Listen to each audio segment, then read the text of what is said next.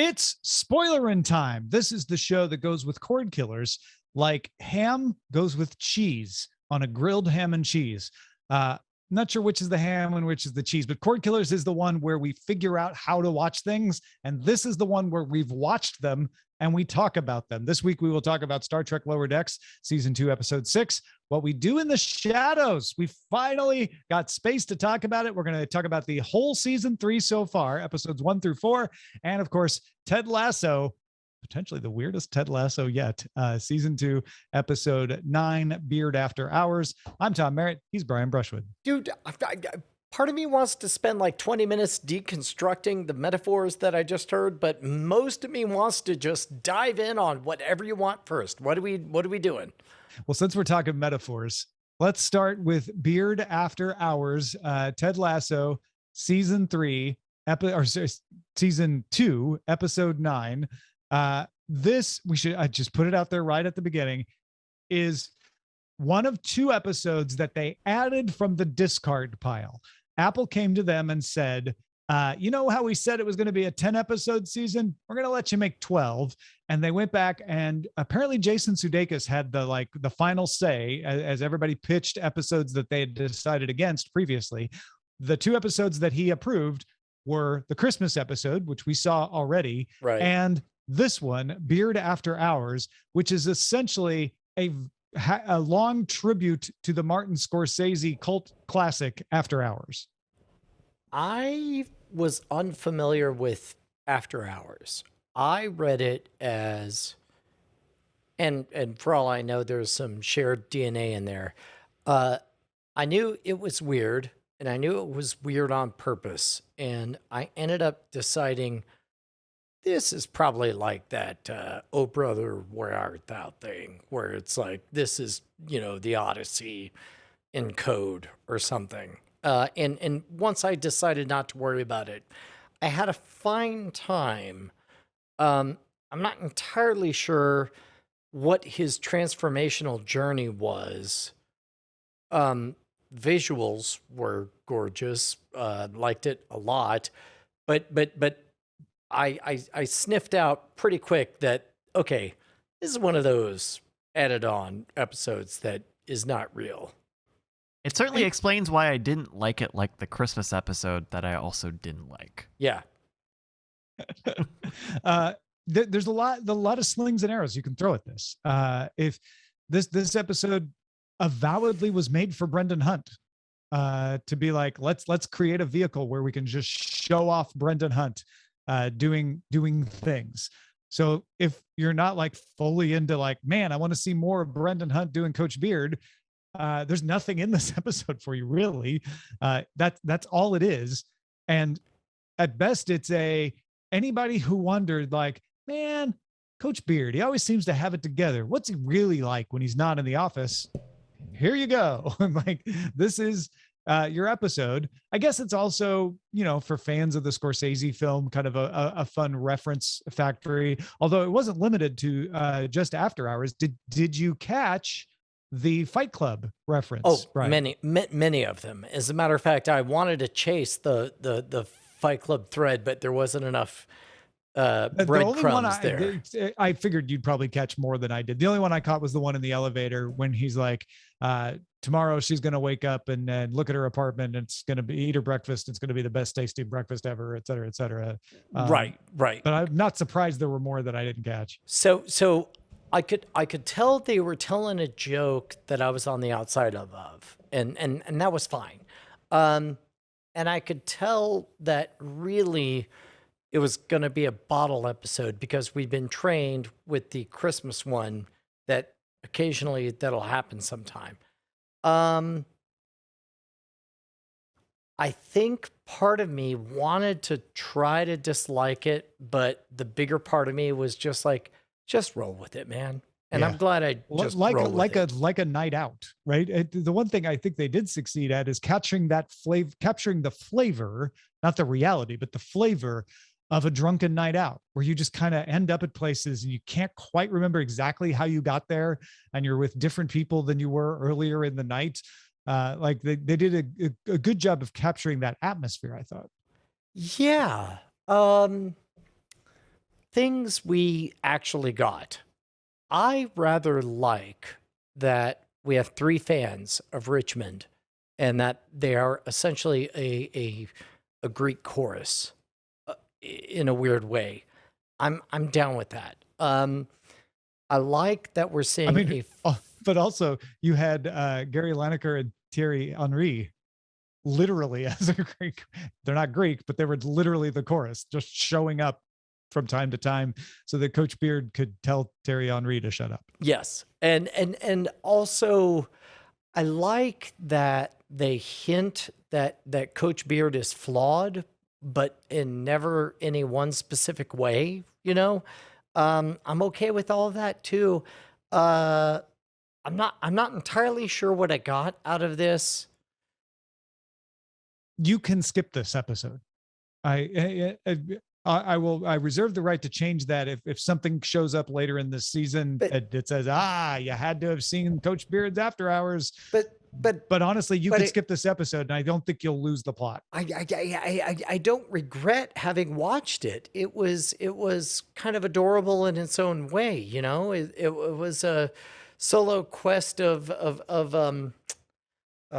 this is gonna be the silliest metaphor, but like, you know, in Avatar: The Last Airbender, you know, a full episode where you just saw Uncle Iroh run off on his own, and then you know what I mean? Yeah. And I like Coach Beard. I love Brendan Hunt's depiction of him. That was enough to keep me going. Like, I'm enjoying watching him work. This is fun. I kept waiting for the explanation. I kept waiting for him to wake up and he's in the hospital and Ted's there. I'm kind of glad I didn't get that.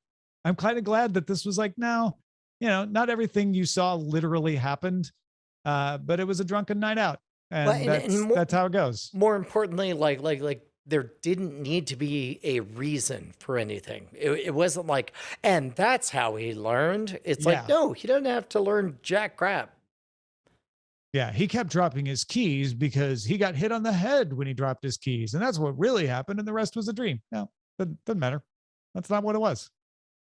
And he showed up the next day like a pro, like a functional alcoholic, carrying the coffees just a minute or two late. Having said all of that, like I won't deny, like, yeah, a lot of fill in the air. This is what throws me, because I've been binging to catch up on all of these shows. Weren't we just doing some really interesting stuff? Why did we spend an hour doing this instead of any of the plot threads we've picked up? Like we've got Rebecca. She went on the date with the player, and they lost the competition. Why are we talking about this? We get a reference to that. We see Sam briefly, but yeah, this is. You know what? Tomorrow, none of that will matter. You'll drink your hangover soup. You'll eat your breakfast tacos, and we'll be back. We'll be back to that storyline this week, I'm sure. Yeah. So this is an important question because we're about to ask it double hard as we go into what we do in the shadows. Keeping it just to this topic, how much grace do we give this show for a couple of episodes of pretty much nothing? I got a lot out of the Christmas episode, even though it didn't advance the plot. I felt like I got aspects of the different characters that I wouldn't have got otherwise, that sort of fleshed them out. And even if I don't see the immediate result of that, are going to make these richer characters later on. So it didn't use any credit when it wasted, quote unquote, wasted an episode with the Christmas episode. It used up a lot of credit with Coach Beard's After Hours. I still enjoyed it as a weird thing, as a kind of like a crazy set piece. But you definitely dipped into the bank of like, okay, I'm glad you did that second for me. If you'd done that first, I would have been maybe a little more skeptical of the Christmas episode. I like the way you put that. Like, I'm glad that it exists. I guess that's the end of that. like, I'm glad you tried that, You haven't And emptied the I don't want to account. discourage you from trying that in the future. Sure, But between you, need to me, build the Tom, account and back up a little Bryce, bit and the first. audience, Yeah. it wasn't so good. Yeah. It was all right. I'm sure there are people out there that absolutely adored it for various reasons. And that's cool. But I'm kind of with you, Bryce. I'm like, there was that part of me is like, yeah, but I want the story. I want to go back to So the story. maybe this is a good opportunity for us to say cordkillers@gmail.com. Give us your best pitch as to why this was not only fine, but important. Like what did we get that maybe we didn't realize that we got? That's a great idea. So far, if I'm hearing all three of us, didn't hate it. We're not angry. We're not mad. No. Yeah. But we also have no idea what this gift was. And it would be easy to tear it down. I mean, you could send us those emails. That's fine. But it's obvious how to tear this apart to me. What I'm curious is the person who can say like, no. Here's the beauty of it. Here's why it should exist. I'm very interested in those perspectives as well. Cordkillers@gmail.com. That is Ted Lasso, season 2, episode 9. Let's talk about What We Do in the Shadows, season 3, episodes 1 through 4.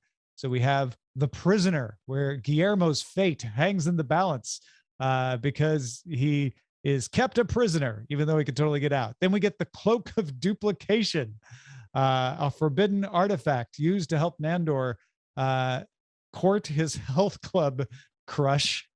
Then we get Gale, another Nandor love episode where Nandor's old flame Gale turns out to be a werewolf. And finally, most recently, Viva Atlantic City. They head out on a road trip to that city of sin, Atlantic City, New Jersey. Tom, Hmm. Bryce, Mm. I'm going to hand you the conch, and I will listen. I will listen with all of my heart. I will listen to what you have to say. I want you to know that I love this show very much, and it has much credit with me. Having said that, I think these are 4 pretty bad episodes. Oh, wow. Okay. Please help me, because I'm clearly wrong, because it can't be that they were bad episodes. No, of course, there is a right and a wrong in having an opinion. That's what we always say on Spoilerin. That's correct. Yeah. No, man, I'm sorry you didn't enjoy them. I Oh, enjoyed them. No, see, Tom, you messed up. You said you see. Oh, did Brian think I was talking to him? Well, you Well, said see, Brian said he didn't like said, them as much, and you said that he didn't enjoy them. But you said, the reality is sorry. he clearly enjoyed them a lot. I said they were bad, and you said, "Oh, I'm sorry, you didn't enjoy them." Right. And no, I was not the same thing. Yeah, Ray, the dog, who is nodding. Yeah. So you did it, but you did enjoy it. So you did enjoy the episodes. Did you enjoy the episodes? It is axiomatic that I will enjoy every single episode of What We Do in the Shadows. You know, that's a criteria you can judge if you think a show is good or not, is by how much you enjoy it. However, I can also enjoy something that is bad. No, I think these this is were a good bad point, episodes. right? I think this is a good point. Because you definitely approach episodes with a critical eye, where you're like, I'm having a good time, but this was not well constructed. Is that kind of where you're at? Yes, 100%. Yeah. Because I can't disagree with that. Mostly because I haven't bothered to try to think of whether these were well constructed, especially with What We Do in the Shadows. Not with all the things we watch, but with What We Do in the Shadows, I take that critical mind off the hook, and I'm like, I am here to hear funny accents, vampire jokes, and see Guillermo mug for the camera, and I got that in spades. On top of that, even though I saw it coming, I love that they went to Atlantic City. They telegraphed like, we're headed to the city of sin. It was great. Also kind of really dug that they sent Guillermo around the world, and he showed up in London and Greece. That was kind of fun. Gale turning into a werewolf was, that was a goof. Also, Gale was the episode with the car. I yeah. can't argue that none of these are the most memorable What We Do in the Shadows. None of these had me thinking the next day, oh my gosh, I can't believe what they did. And you, Brian, can probably explain to me why I wasn't feeling that. If I were to guess, it is because season 1, they were always, always, always the lowest status characters, desperately afraid to punch up. Season 2, they found themselves at a crossroads and they didn't know how to handle it, and we were just thrilled that they survived it. Now things get complicated that we're in season 3 and they truly have power, but they haven't figured out what to do with it. They don't have ambition. They don't have the desire to do And also, something. they probably don't have that much power, but what little they have, we haven't even explored, right? Or even acknowledged. Like it's just like, I don't know. I Anyway. assume they're figureheads, basically. Yeah. And they, I'm about one more episode into the question of where do energy vampires come from than I think I need. I think right around now I'd like to get some answers. You know, that's one that I'll definitely second, which is I'm into that episode where we find out where he comes from. I didn't feel like What We Do in the Shadows needs to tease me on that. I don't know that they need to build it up, which is what they've been doing, kind of leaving trails. And maybe I'll say this and I would regret it if they did it. I'd be fine if just one episode suddenly we're like, oh, this is the episode where he goes on a quest to figure out who he is. And you didn't have to build it up in the story arc. I would 100% be all the way in on a full solo quest Colin Robinson episode. Yeah. That would be amazing. And he could take what's his face that he did the car with? Like the car episode could be the basis for him taking him with him. Like, oh yeah, we teamed up on the car, and now Stephen Toast, but I can't remember the actor's name suddenly off the top of my head. I have the Matt IMDb. Berry. Matt Berry. Thank you, Matt Berry. My gosh, why couldn't I remember Matt Berry? So yeah, but what's his character's name? Laszlo. Thank you. I'd be fine with a Colin Robinson Laszlo buddy road pick to find Colin's origins. That was a long way of saying that. I apologize. So, but you're cold on this season, Brian. Is that? I can't ever be cold on the season because the show is too good.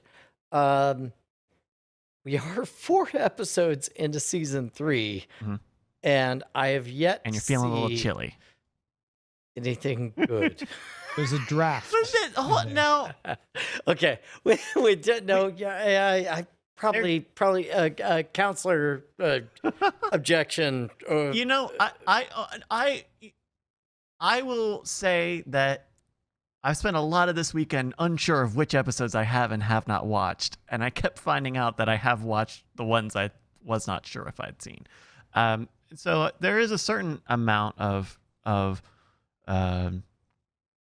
skepticism I have towards I like the format that they're doing. I think saying like, hey, we're going to give you like a position of power within the vampire community, and now you can have this excuse to go and talk to other circles of vampires, right? Like when they talk to the rebellious sect of teenagers who make their own council of vampires. I like that as a conceit, but like you're right about the Colin Robinson stuff. That's a thing that doesn't need this much hyping, and I can't imagine will be big enough to warrant any amount of the hyping to begin with. How much would you love if, like, by episode 3 or 4, they're like, well, it's 12 o'clock, and as you know, you now have to compete in the Vampire Olympics. What? We're totally unprepared for this. Oh, no, it's here it is. And then they're just thrown in, and then they have to, do stuff. I don't know. Maybe they think it's the Owl Olympics, like the superb Superb Owl. Yeah. I think the Colin Robinson thing would be really funny if they kept building it up and then they resolved it in like a sentence. Yeah. You got energy bit. That's all it was. There you go. Yeah. Oh. It was just you had a normal family and this thing landed on you. Oh. Oh, was that all it was? Yeah, the Well, amnesia was unrelated. I guess to be perfectly honest, I feel like I would have a stronger take if I knew what it was I wanted, but I don't have words for it. I flat out, I can't tell you what I want, but I know I'm not getting whatever it is. And that's unfair on my part. No, I think it's fair to say that. For sure. There's nothing wrong with expressing the fact that you're like, man, I certainly am enjoying what we do in the shadows, but I could be enjoying it a lot more if I thought it was good. I mean, the novelties were worn off. I mean, this is something that, I'm sure we'll have to deal with lower decks next season. Yeah. It's like the charm is gone. The sophomore album is out. Like, what else have you got? I mean, we're going to keep running into that. Honestly wasn't sure they could pull it off after the movie. I'm like, the movie did all the jokes. What are you going to do? And they pulled off 2 seasons of showing me that they could still have a good time with these folks. And I'm enjoying these first 4 episodes. So don't tell me anymore, Brian, or I'll start to think about them. And then I'll notice that they aren't as good either. What? For what it's worth, I'm trying really hard not to think of any of it myself. I promise. Sure. It just happens. I know. Yeah. All right. That is What We Do in the Shadows, season 3, episodes 1 through 4. Let's talk about Star Trek Lower Decks, season 2, episode 6. Man, the Spy Humongous. I have always thought that it was funny and very Star Trek Lower Decks to make the big bad the Packleds. The Packleds being one of the stupidest alien races, both in universe and out universe, that Star Trek has ever created. And quite a challenge to expand on the Packled lore over that one episode of The Next Generation that they were in.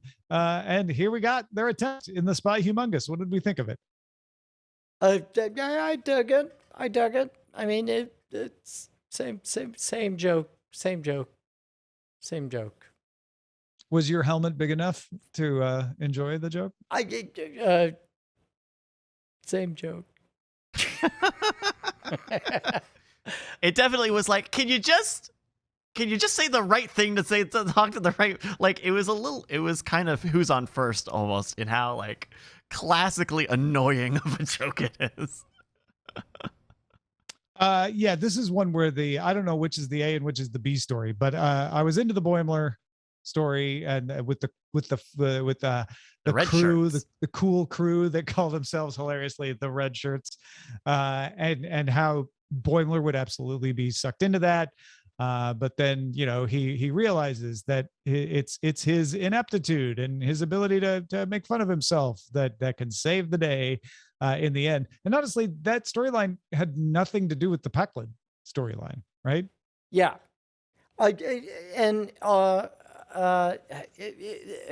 Man, how could I put this? The beauty of Lower Decks is that it has texture and that any one part doesn't have to lead the entire thing. And this was an episode where I don't know, there was like 3 or 4 different textures that were trying to lead, and it was fine. It was fine. I think the Packled storyline is supposed to be throwaway, but maybe it just got used too much. Even so, I really did like the Lower Deck. Like, this was a Lower Decks episode. We don't always get the Lower Decks crew doing Lower Decks things, and I did enjoy the little like scavenger hunt of going from quarter to quarter and trying to get rid of and we just got a series of jokes of like what could be the weirdest thing that they'll find in somebody's quarters next. Yeah. So we don't normally rate the shows that we're watching against 12 each other. But But how would you like to rate? How do you want to rate Yeah, them? do we have a scale? well, I mean, just who's in first place right now? Now you lost me. Who's in first place of what? Episodes of Lower Decks or all the shows we've watched? Yeah, or... no. Everything we're watching right now. geez. He's trying to Oh, set of you the- up to say that Lower Decks is the best show that we're watching right now. Oh yeah, okay. Yeah. Lower Decks is the best show we're watching right now. I don't know. I find it difficult and not helpful to myself to rank these shows that are so different from each other because they appeal in different ways. I thought you were wanting a rating of this particular episode against other Lower Decks episodes, to which I would say medium. See, that's what would make me upset and make me think like, no. I don't want to think that. Okay. Huh. So what was your last thoughts on Star Trek Lower Decks season 2, episode 6? Then? Solid, super solid. Yeah. That's kind of where I was going with my ranking, is like solid episode, not the best, not the worst, some good stuff. Yeah. Well, that is the Spy Humongous Star Trek Lower Decks. And that is it for Spoilerin Time. Thanks everybody for hanging with us, for supporting us on Patreon, where you get these episodes a little earlier. You get them in a more consumable format too. So if you're not a patron yet, become one. Patreon.com/Cordkillers. We'll spoil you again next time.